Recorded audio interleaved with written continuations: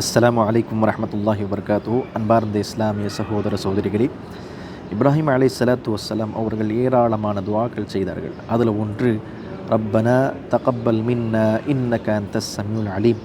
இது எப்போ செய்தார்கள் என்றால், அல்லாஹ்வுடைய கட்டளை இருந்தது, காபாவை கட்டி முடிக்க வேண்டும் என்று. கட்டி முடித்துவிட்டு துஆ செய்தார்கள், ரப்பனா இறைவா தகப்பல் மின்னா, நம் சார்பாக நாம் செய்த இந்த அமலை ஏற்றுக்கொள், இன்னக அன்தஸ் ஸமீஉல் அலீம், நிச்சயமாக நீ கேட்கக்கூடியவன், அறியக்கூடியவன் என்று.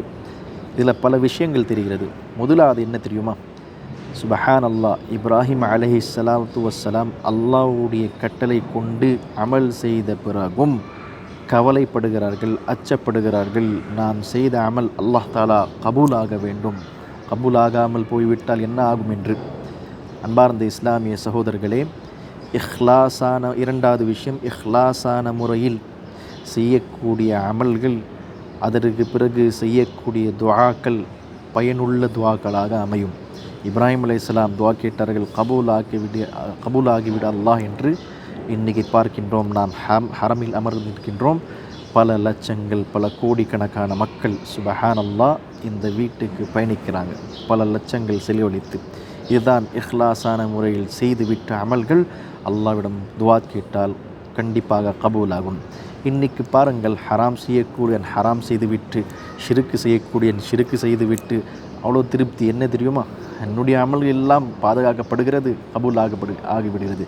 ஆனால் இப்ராஹிம் அலைஹிஸ்ஸலாத்து வஸ்ஸலாம் சுபஹான் அல்லாஹ் வருகிறது, தப்னி பைத்தர் ரஹ்மான் என்ற வார்த்தைகள். அவர்கள் அல்லாஹ்வுடைய கட்டளை கொண்டு அல்லாஹ்வுடைய வீடு கட்டினார்கள்.